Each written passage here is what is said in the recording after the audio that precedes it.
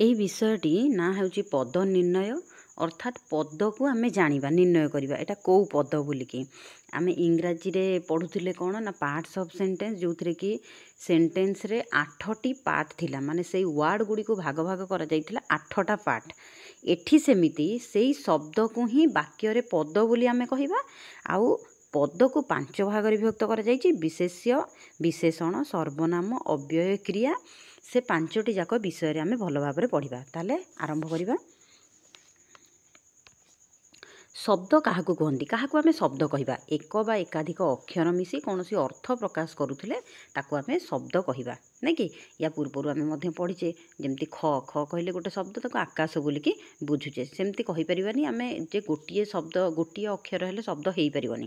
ହେଇପାରିବ ଯେତେବେଳେ ତାର ଅର୍ଥ ଥିବ, ହେଲା। ଯେମିତି ରାମ, ଶ୍ୟାମ, ବହି, ଖାତା, ଘର, ଗାଁ, ଦେଶ, ଏସବୁକୁ ଆମେ ଶବ୍ଦ କହୁଛେ। ଆଉ ଏଇ ଶବ୍ଦ ଗୁଡ଼ିକ କହିଲା ବେଳେ ରାମ ଇଏ ମନକୁ ଆସିଯାଉଛି ଯେ ଏଇଟା ଗୋଟେ ପିଲାର ନାମ, ଶ୍ୟାମ ସେ ଗୋଟେ ପିଲାର ନାମ, ବହି ଆମ ମାଇଣ୍ଡକୁ ଗୋଟେ ପିକ୍ଚର ଆସିଯାଉଛି, ଗୋଟେ ଚିତ୍ର ଆସିଯାଉଛି ଯେ ଏଇଟା ହେଉଛି ଗୋଟେ ବହି, ଖାତା, ଘର, ଏସବୁ ଆମର ମନ ଭିତରେ ଗୋଟେ ଚିତ୍ରିତ ହେଇଯାଉଛି ଯେ ଏଇସବୁ ଜିନିଷ ଏଇଭଳିଆ, ନାଇଁ କି? ତାମାନେ ଆମେ ସବୁଗୁଡ଼ାକର ଅର୍ଥ ବୁଝିପାରୁଛେ। ତାପରେ ଦେଖିବା ବାକ୍ୟ କାହାକୁ କହିବା? ବାକ୍ୟ କାହାକୁ କହିବା ନା ଏକ ବା ଏକାଧିକ ସମ୍ବନ୍ଧ ଥିବା ଶବ୍ଦ ମିଶି କହୁଥିବା ଲୋକର ମନର ଗୋଟିଏ ଭାବ ପ୍ରକାଶ କରୁଥିଲେ ତାକୁ ଆମେ ବାକ୍ୟ କହିବା, ହେଲା। ଏକାଧିକ ଶବ୍ଦ ମିଶିଥିବେ, ସେ ଶବ୍ଦ ଗୁଡ଼ିକ ଭିତରେ ସମ୍ପର୍କ ଥିବ। କ'ଣ ସମ୍ପର୍କ ଥିବ? ସେ ଗୋଟିଏ ଭାବ ପ୍ରକାଶ କରୁଥିବ। ଉଦାହରଣ ଏଠି ରହିଛି ରାମ, ଇଏ ହେଲା କ'ଣ? ଗୋଟିଏ ଶବ୍ଦ, ନାଇଁ କି? ରାମ ଶବ୍ଦ ଉଚ୍ଚାରଣ କଲେ ମନରେ କ'ଣ ଆସିବ? ଯେ ଗୋଟେ କେବଳ ବାଳକର ଚିତ୍ର ଆସିବ, ତାର ନାମ ରାମ ବୋଲିକି ଆମେ ଜାଣିପାରୁଛେ। ସେଇଭଳି ଆଉ ଗୋଟେ ଶବ୍ଦ ହେଉଛି ଯାଉଛି। ଯାଉଛି କ'ଣ ନା ଗୋଟେ ଶବ୍ଦ, ମାନେ ଏଇଟା ଯିବା ଅର୍ଥକୁ ବୁଝଉଛି। ବହୁତ ଗୁଡ଼ିଏ ମାନେ ଅନେକ କ୍ରିୟା କଥା ଆମେ ଜାଣିଛେ, ତା ଭିତରୁ ଏଇଟା ଗୋଟେ କ୍ରିୟା କ'ଣ ନା ଯାଉଛି ଗୋଟେ କ୍ରିୟା। ତେଣୁକରି ଦୁଇଟାକୁ ଯଦି ଆମେ ଯୋଡ଼ିଦେବା ଯେ ରାମ ଯାଉଛି, ଏ ଦୁଇଟି ଶବ୍ଦକୁ ଯୋଡ଼ିଦେଲେ ଆମେ ବୁଝିବା କ'ଣ ନା କିଏ ଯାଉଛି? ନା ରାମ ଗୋଟେ ବାଳକ ଯିଏକି ଯାଉଛି ବୋଲିକି। ରାମ ଯାଉଛି ଯଦି ଅଲଗା ଅଲଗା ଆମେ କହିବା, ଯାହା ବୁଝାଯାଉଥିଲା ଯେ ରାମ ଯାଉଛି, ଏ କହିବା ଦ୍ୱାରା ମନର ଭାବଟି ସ୍ପଷ୍ଟ ହୋଇଗଲା ଯେ ରାମ ଯିବା କଥା କୁହାଯାଉଛି। ତ ଶ୍ରୋତା ମନରେ ବକ୍ତାର ଭାବଟି ଯାଇକି ପହଞ୍ଚିଗଲା। ଯିଏ ଶୁଣୁଥିବ ତମ କଥା, ହେଇ ଦେଖେ ରାମ ଯାଉଛି, ତାମାନେ ସିଏ ବି ବୁଝିଗଲା ଯେ ରାମ ଯାଉଛି ବୋଲି ମୋତେ ସେ କହିବାକୁ ଚାହୁଁଛି। ତାପରେ ଦେଖିବା ପଦ କ'ଣ ନା ବାକ୍ୟର ପ୍ରତ୍ୟେକ ଅଂଶ ହେଉଛି ଗୋଟେ ଗୋଟେ ପଦ। ମାନେ ବାକ୍ୟରେ କ'ଣ ବ୍ୟବହାର ହୋଇଥାଏ କି? ଶବ୍ଦ ବ୍ୟବହାର ହୋଇଥାଏ। ତାହେଲେ ବାକ୍ୟର ପ୍ରତ୍ୟେକ ଶବ୍ଦ ଗୁଡ଼ିକ ବା ପ୍ରତ୍ୟେକ ଅଂଶ ଗୁଡ଼ିକ ଗୋଟେ ଗୋଟେ ପଦ। କିମ୍ବା ଆମେ ଏମିତି ବି କହିପାରିବା କ'ଣ ନା ଶବ୍ଦ ଯେତେବେଳେ ବାକ୍ୟରେ ବ୍ୟବହୃତ ହେଲା ସେତେବେଳେ ତାକୁ ପଦ କହିବା। ଏକା ଅର୍ଥ ଦୁଇଟାକ, ନାଇଁ କି? ଗୋଟେ ବାକ୍ୟର ସବୁ ଶବ୍ଦ ଗୁଡ଼ିକୁ ଆମେ କ'ଣ କହିବା? ଅଂଶ ଗୁଡ଼ିକୁ କ'ଣ କହିବା? ଗୋଟେ ପଦ କହିବା। କିମ୍ବା ଯେଉଁ ଶବ୍ଦଟା ଯେତେବେଳେ ବାକ୍ୟରେ, ମାନେ ଶବ୍ଦ ଗୁଡ଼ିକ ଯେତେବେଳେ ବାକ୍ୟରେ ବ୍ୟବହୃତ ହେଲା ତାକୁ ଆମେ ପଦ ବୋଲିକି କହିବା। ଯେମିତି ରାମ ଯାଉଛି, ଇଏ ଗୋଟେ ହେଲା ବାକ୍ୟ, ଦୁଇଟି ତା ଦେହରେ ପଦ ହେଉଛି ରାମ ଆଉ ଯାଉଛି। ଏ ଦୁଇଟି ଯାକ ଗୋଟେ ଗୋଟେ କ'ଣ? ପଦ। ଏମାନେ ଶବ୍ଦ, ଗୋଟିଏ ଗୋଟିଏ କହିଲେ ଶବ୍ଦ, ଯେତେବେଳେ ଗୋଟେ ଗୋଟେ କହିବା ଶବ୍ଦ, କିନ୍ତୁ ବାକ୍ୟରେ ଯେତେବେଳେ ବ୍ୟବହାର ହେଇଗଲେ ଆମେ ତାକୁ କହିବା ଯେ ଏଠି ଦୁଇଟି ପଦ ଅଛି ବୋଲିକି। ସେଇଭଳି ଏଠି 3ଟି ପଦ ଅଛି, ଏଠି 4ଟି ପଦ, ଏଇଭଳି ଏମିତି 3ଟି ପଦ, 4ଟି ପଦ, ଏମିତି ଆମର ସବୁ କ'ଣ ତିଆରି ହେଇପାରୁଛି? ବାକ୍ୟ ତିଆରି ହେଇପାରୁଛି। ବର୍ତ୍ତମାନ ଆମେ ଇମ୍ପୋର୍ଟାଣ୍ଟ ପାଠକୁ ପଳାଇ ଆସିବା ଯେ ପଦ କେତେ ପ୍ରକାରର, ଆମେ ଇମ୍ପୋର୍ଟାଣ୍ଟ ଏଇଟା ପଢ଼ିବା। ପଦ ହେଉଛି 5 ପ୍ରକାର। ଏକ ବିଶେଷ୍ୟ, ବିଶେଷଣ, ସର୍ବନାମ, ଅବ୍ୟୟ ଆଉ କ୍ରିୟା। ବିଶେଷ୍ୟ ପଦ ଆମେ କାହାକୁ କହିବା ନା ଯେଉଁ ପଦ କୌଣସି ଗୋଟେ ନିର୍ଦ୍ଦିଷ୍ଟ ବ୍ୟକ୍ତିକୁ ହେଉ, ବସ୍ତୁକୁ ହେଉ, ଜାତିକୁ ହେଉ, ଗୁଣକୁ ହେଉ କିମ୍ବା ଗୋଟେ କ୍ରିୟାର ନାମକୁ ବୁଝାଇବ, ବୁଝିଲା? ଏଠି ଆକୁ ବିଶେଷ୍ୟ ପଦକୁ ଆମେ ନାମ ବୋଲିକି ସାଧାରଣତଃ କାହିଁ କହୁ? ଇଏ ଗୋଟେ ବ୍ୟକ୍ତି ନାମ ହେଇପାରିବ, ବସ୍ତୁର ନାମ, ଜାତିର ନାମ, ଗୁଣର ନାମ କିମ୍ବା କ୍ରିୟାର ନାମକୁ ବୁଝେଇବ, ତାକୁ ଆମେ ବିଶେଷ୍ୟ ପଦ ବୋଲିକି କହିବା। ବର୍ତ୍ତମାନ ଦେଖିବା ବିଶେଷ୍ୟ ପଦର ପ୍ରକାରଭେଦ। କେତେ ପ୍ରକାରର ବିଶେଷ୍ୟ ପଦ ରହିଛି? ଦେଖ, ପ୍ରଥମ ହେଲା କ'ଣ ନା ବ୍ୟକ୍ତିବାଚକ ବା ନାମବାଚକ, ଯେଉଁଟାକି ସଂଜ୍ଞାବାଚକ ବିଶେଷ୍ୟ, ନାଇଁ କି? ବ୍ୟକ୍ତିବାଚକ ବିଶେଷ୍ୟ କହିଲେ କେବଳ ଲୋକର ନାମ ଏହା ନୁହେଁ, ଗୋଟେ କୌଣସି ଗାଁର ନାଁ, ସହରର ନାଁ, ଦେଶର ନାଁ, ନଦୀର ନାମ, ହ୍ରଦର ନାମ, ପର୍ବତର ନାମକୁ ବି ବୁଝେଇ ପାରିବ, ନାଇଁ କି? ଯେମିତି ରାମ ଗୋଟେ ବ୍ୟକ୍ତିର ନାମ, ଗଙ୍ଗା ଇଏ ଗୋଟେ ନଦୀର ନାମ, କଟକ ଗୋଟେ ସହରର ନାମ, ଓଡ଼ିଶା ଗୋଟେ ରାଜ୍ୟର ନାମ, ଭାରତ ଗୋଟେ ଦେଶର ନାମ, ବୈଶାଖ ଇଏ ହେଲା ଗୋଟେ ଋତୁର ନାମ, ନାଇଁ କି? ବ୍ୟକ୍ତିବାଚକ ବିଶେଷ୍ୟ ପଢ଼ିଲେ। ତାପରେ ଦେଖିବା ଜାତିବାଚକ ବିଶେଷ୍ୟ। ताले जो विशेष्य पद गोटे को न बुझाई गोटे जाति बा गोष्ठी को बुझाए ताको आमे जातिवाचक विशेष्य कहबा। जेमिति माछ माछ कहले समस्त माछ को बुझेब, गाई सबु गाई की बुझेब, मनीष बालक नेता मंत्री ए सब गोटे गोटे माने जाति की बुझेब हैला। जाति आमे जो आमे जेमिति कहूजे ब्राह्मण खंडायतटा सेई जाति नुहे, माछ जाति माने समस्त माछ को बुझेब, समस्त गाई की बुझेब, समस्त मनीष को बुझेब, बुझेला। तापर वस्तुवाचक विशेष्य, वस्तुवाचक विशेष्य आम जापे जेकोसी गोटे वस्तु होइथिबो तो जो विशेष्य पद कौन सी वस्तु बा पदार्थर नाम को बुझाए ताकू आमे वस्तुवाचक विशेष्य बोली कहबा। जेमति कि इटा गोटे वस्तु, पत्थर, लुहा, सुना, माटी, पानी ए सब गोटे गोटे वस्तु। आ गोटे मन रख वस्तु कौन ताकू जेतेबेले आमे भांगिबा सेतेबेले सेई जिनसटी ही पाइबा। कहली देख वस्तुवाचक विशेष्य गोटे इम्पोर्टाट कथा को मन रखा कौन ना वस्तु को जिते आमे भाग भाग करवा से ही वस्तुर नाम ही रही थाए। जेमिति कौन लुहा को आमे जिते खंड खंड कले भी गतरू कौन पाइबा लुहा पाइबा, सुना को जिते खंड खंड कले कौन पाइबा सुना पाइबा। तेणुक ताको आमे खंड खंड कले प्रत्येक अंश को हाँ यहाँ है कौन लुहारे तैयारी गोटे टेबुल, लुहारे तैयारी कौन गोटे टेबुल हो गला। आमे जदि कहबा जे ताकू भाग भाग करवा ताहले तार छोट खंडटे को आमे केबे हेले टेबुल बोली कहबानी, ताकू कौन कहबा लुहा बोली कहबा। बुझीपारछ। तेणुक लुहा गोटे वस्तुवाचक विशेष्य, टेबुलटा गोटे कौन जातिवाचक विशेष्य। मन रहा जदि गोटे लुहार टेबुलटे रहिला हैला, लुहार जदि आमे देखिले गोटे टेबुलटे रहिला ताले से टेबुलटा को आमे जदि कौन करिया भाग भाग करदबा, छोट छोट खंड खंड करदबा, ताले से जो छोट खंडटा को टेबुल कहबा नहीं, कौन कहबा ताकू आमे कौन कहबा ना लुहा बोली के कहबा। तेणुक लुहाटा हूँ गोटे वस्तुवाचक विशेष्य, किंतु जाति कहले टेबुल, टेबुल कहले सबू टेबुल को बुझेब। जदि आमे ताकू पुणी भाग भाग करबा लुहा टेबुल, काठ टेबुल, प्लास्टिक टेबुल एभली हो पारिबो। तापर देखिबा गुणवाचक विशेष्य ना जो विशेष्य पद कौन सी गोटे निर्दिष्ट गुणर नाम को बुझाउथबो ताकू आमे गुणवाचक विशेष्य कहबा। जेमति भद्रता, नम्रता, साधुता, दया, क्षमा, सौंदर्य, सरलता ये सब गोटे गोटे गुणर नाम। तो ये जो गुणवाचक विशेष्य पद को देखी हुए ना कि आमे ताकू स्पर्श करि परिबा नहीं। भद्रताटा को आमे देखि परिबा, अनुभव करि परिबा नहीं कि। नम्रता, साधुता, दया करिबा ये गोटे कौन दया करिया माने गोटे जिनस दबा कि ना, ताकू आमे केवल स्पर्श करि परिबानी, अनुभव करि परिबा हैला। किंतु ये जो व्यक्तिवाचक विशेष्य, जातिवाचक विशेष्य, वस्तुवाचक विशेष्य एगुड़ी को आमे कौन करिबा देखिपारिबा आ स्पर्श करिबा, छुई पारिबा। तो विशेष्य पदटीए कहवा बेले यही सूक्ष्म प्रभेदटी को आमको भाविबाक पड़िबो। एइटा को भाविले ही आमे भाग भाग करि परिबा कोटा व्यक्तिवाचक विशेष्य, कोटा जातिवाचक, कोटा वस्तुवाचक नहीं कि कोटा गुणवाचक विशेष्य। तापर देखिबा क्रियावाचक विशेष्य, जोटा कि पिला मानक मन रे बेसी डाउट रुहे कौन ना क्रिया अलगा, क्रियावाचक विशेष्य अलगा। क्रिया कौन जोटा कार्य, आउ क्रियावाचक विशेष्य कौन ना से क्रियार नाम को बुझाउथबो। बुझेला। देख जो विशेष्य पद कौन सी क्रिया बा कार्यर नाम को बुझाए ताकू आमे क्रियावाचक विशेष्य कहबा।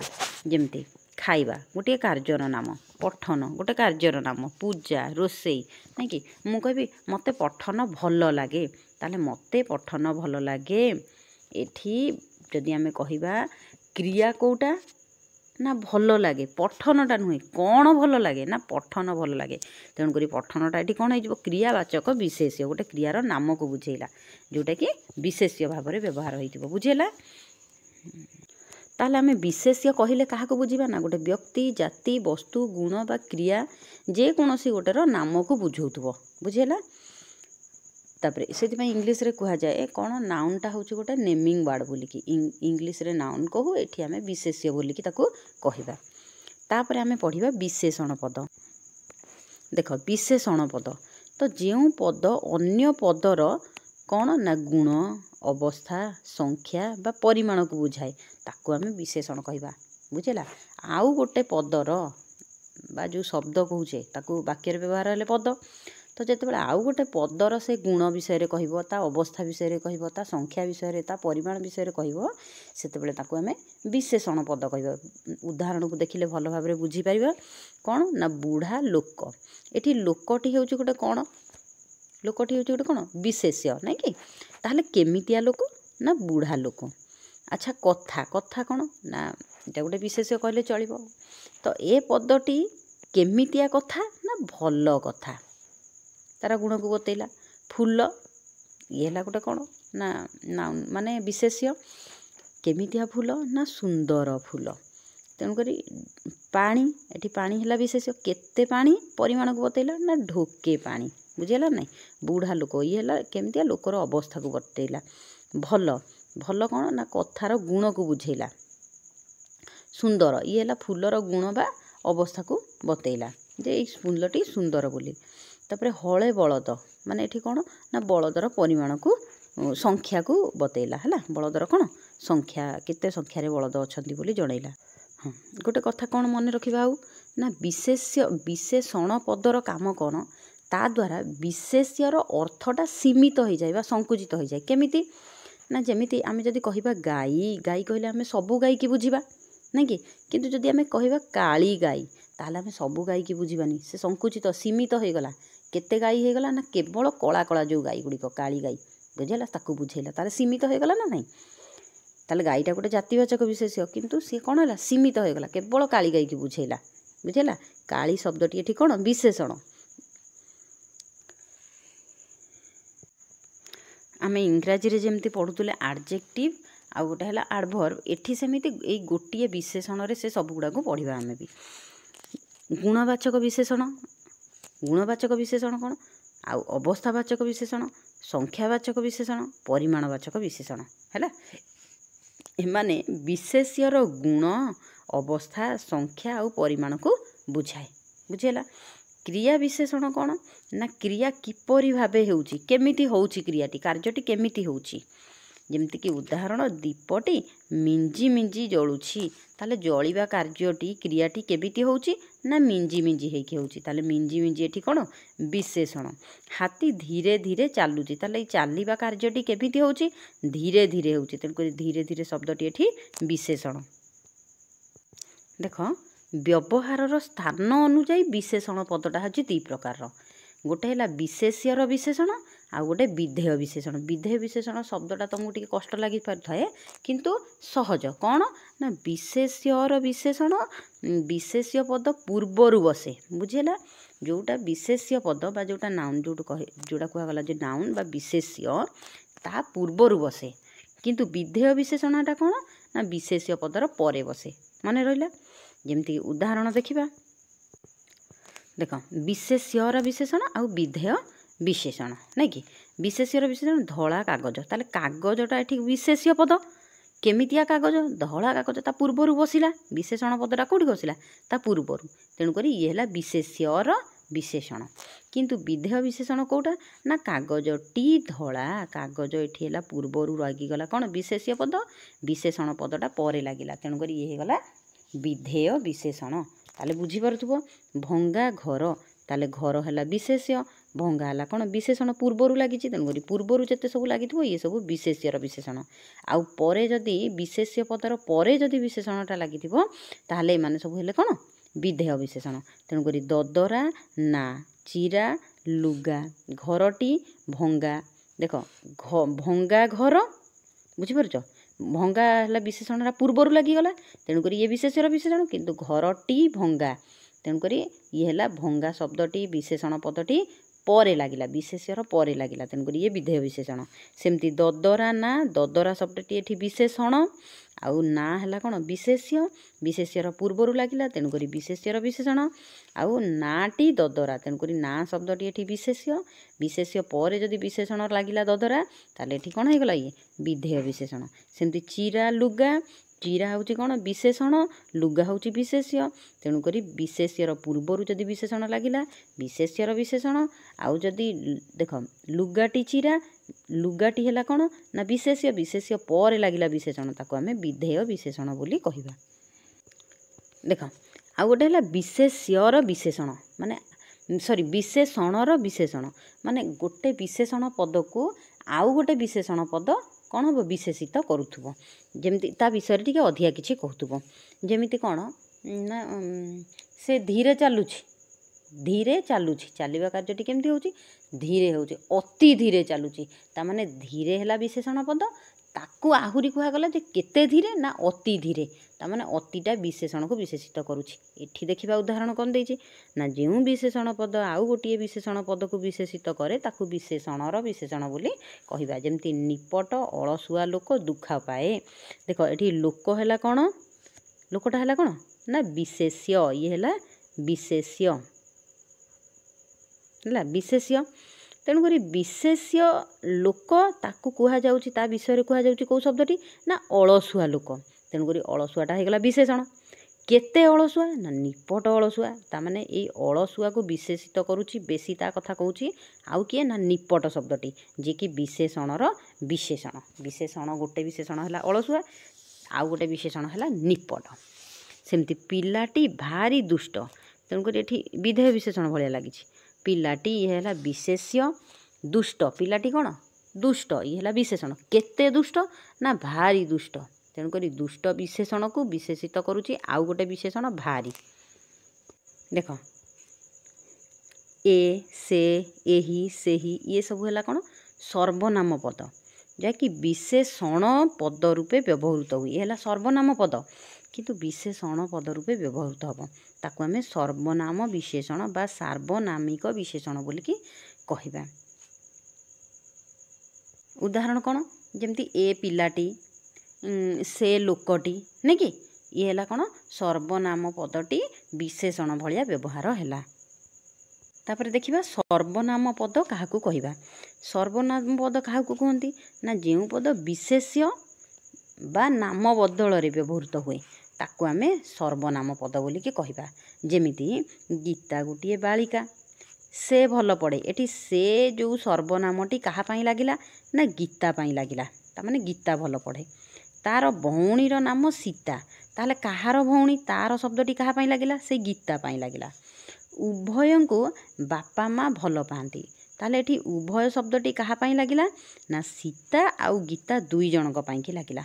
मने रहिला ताहले जेउ पद विशेष्य पद एठी विशेष्य पद किए गीता आउ सीता दुईटी विशेष्य पद हैला।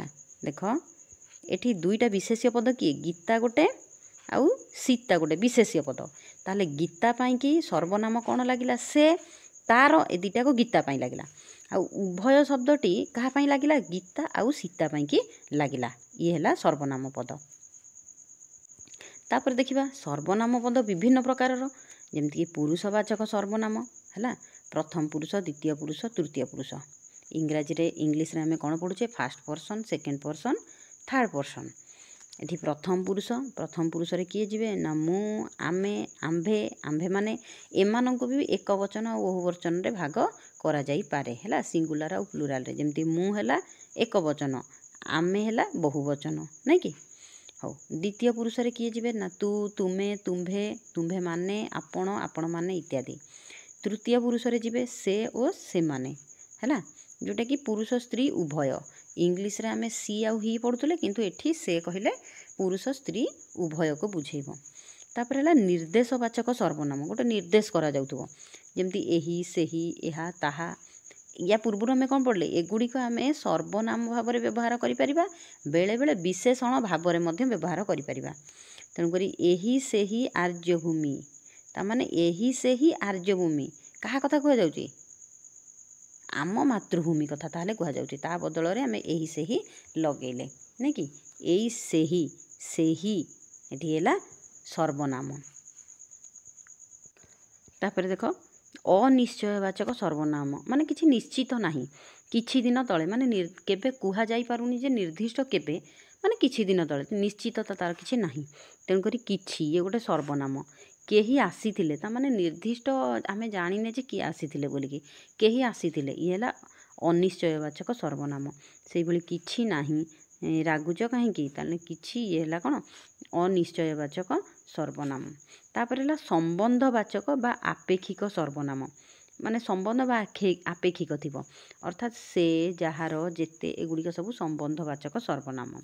तापर हैला प्रश्नवाचक कोन सर्वनाम। प्रश्नवाचक सर्वनाम को गुड़ा कौन किए केउठी एगुड़िक सब प्रश्नवाचक सर्वनाम अर्थात कौन किए केउठी ये सब पचारिले आमे गोटे विशेष्य पद ही पाउचे नहीं कि। तापर आत्मवाचक कोन सर्वनाम ନିଜେ ଆପେ ତାପରେ ଏଗୁଡ଼ା ସବୁ ହେଲା ଆତ୍ମବାଚକ। ଯେମିତିକି ମୁଁ ନିଜେ ଦେଖିଛି, ଏଠି ନିଜେଟା ହେଲା କ'ଣ ଆତ୍ମବାଚକ ସର୍ବନାମ। ସେ ନିଜେ ଠିଆ ହୋଇଛି, ଏଠି ନିଜେ ହେଲା ଆତ୍ମବାଚକ ସର୍ବନାମ। କିଏ ତୁମକୁ ଚିହ୍ନିଛ, କିଏ ତୁମେ ଚିହ୍ନିଛ କି? ଆପଣାକୁ ଆପେ, ଆପଣାକୁ ଆପେ ଇଏ ହେଲା ସର୍ବନାମ। କି ସର୍ବନାମ? ନା ଆତ୍ମବାଚକ ସର୍ବନାମ। ତାପରେ ଦେଖିବା ସର୍ବନାମ ପଦ ବିଭକ୍ତି ଯୁକ୍ତ ହେଲେ ନିଜର ରୂପରେ ପରିବର୍ତ୍ତନ ଘଟେ। ପୂର୍ବରୁ ଗୋଟେ ଭିଡ଼ିଓରେ ମୁଁ କହିଥିଲି କ'ଣ ନା ପ୍ରଥମରୁ ସପ୍ତମୀ ବିଭକ୍ତି ପର୍ଯ୍ୟନ୍ତ ମନେ ରଖିବା ପାଇଁ ଏକୁ ରେକୁ ରୁରରେ। ତେଣୁକରି ଉଦାହରଣ ଦେଖ, ମୁଁ ତାକୁ ଦେଖିଥିଲି, ଏଠି ତାକୁ, ତାକୁ ମାନେ କ'ଣ ସେ ଆଉ କୁ, ମାନେ ସେଇ ୟାକୁ ହିଁ ମୁଁ ଦେଖିଥିଲି। ତେଣୁକରି ଏଠି କୁ ଅଛି କ'ଣ ବିଭକ୍ତି ଯୁକ୍ତ ଅଛି।